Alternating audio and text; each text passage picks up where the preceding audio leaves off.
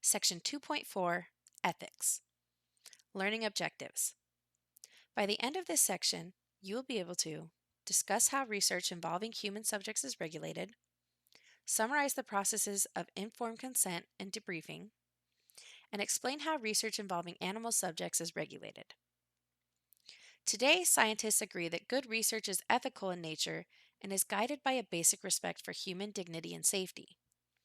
However, as you will hear, this has not always been the case. Modern researchers must demonstrate that the research they perform is ethically sound. This section presents how ethical considerations affect the design and implementation of research conducted today. Research involving human participants. Any experiment involving the participation of human subjects is governed by extensive, strict guidelines designed to ensure that the experiment does not result in harm. Any research institution that receives federal support for research involving human participants must have access to an Institutional Review Board, or IRB. The IRB is a committee of individuals often made up of members of the institution's administration, scientists, and community members. The purpose of the IRB is to review proposals for research that involves human participants. The IRB reviews these proposals with the principles mentioned above in mind, and generally, approval from the IRB is required in order for the experiment to proceed. An institution's IRB requires several components in any experiment it approves. For one, each participant must sign an informed consent form before they can participate in the experiment. An informed consent form provides a written description of what participants can expect during the experiment, including potential risks and implications of the research. It also lets participants know that their involvement is completely voluntary and can be discontinued without penalty at any time. Furthermore, the informed consent guarantees that any data collected in the experiment will remain completely confidential.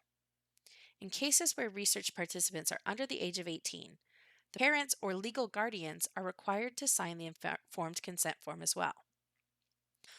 While the informed consent form should be as honest as possible in describing exactly what participants will be doing, sometimes deception is necessary to prevent participants' knowledge of the exact research question from affecting the results of the study. Deception involves purposely misleading experiment participants in order to maintain the integrity of the experiment, but not to the point where the deception could be considered harmful. For example, if we're interested in how our opinion of someone is affected by their attire, we might use deception in describing the experiment to prevent that knowledge from affecting participants' responses. In cases where deception is involved, participants must receive a full debriefing upon conclusion of the study. Complete, honest information about the purpose of the experiment, how the data collected will be used, the reasons why deception was necessary, and information about how to obtain additional information about the study. Dig deeper. Ethics and the Tuskegee syphilis study. Unfortunately, the ethical guidelines that exist for research today were not always applied in the past. In 1932, poor, rural, black male sharecroppers from Tuskegee, Alabama, were recruited to participate in an experiment conducted by the U.S. Public Health Service with the aim of studying syphilis in black men. In exchange for free medical care, meals, and burial insurance, 600 men agreed to participate in the study. A little more than half of the men tested positive for syphilis, and they served as the experimental group. Given that the researchers could not randomly assign participants to groups, this represents a quasi-experiment. The remaining syphilis-free individuals served as the control group. However, those individuals that tested positive for syphilis were never informed that they had the disease. While there was no treatment for syphilis when the study began, by 1947, penicillin was recognized as an effective treatment for the disease. Despite this, no penicillin was administered to the participants in the study, and the participants were not allowed to seek treatment at any other facilities if they continued in the study. Over the course of 40 years, many of the participants unknowingly spread syphilis to their wives, and subsequently their children born from their wives, and eventually died because they never received treatment for the disease. This study was discontinued in 1972 when the experiment was discovered by the national press. The resulting outrage over the experiment led directly to the National Research Act of 1974 and the strict ethical guidelines for research on humans described in this chapter. Why is this study unethical? How are the men who participated and their families harmed as a function of this research? Research involving animal subjects. Many psychologists conduct research involving animal subjects. Often these researchers use rodents or birds as the subjects of their experiments. The APA estimates that 90% of all animal research in psychology uses these species.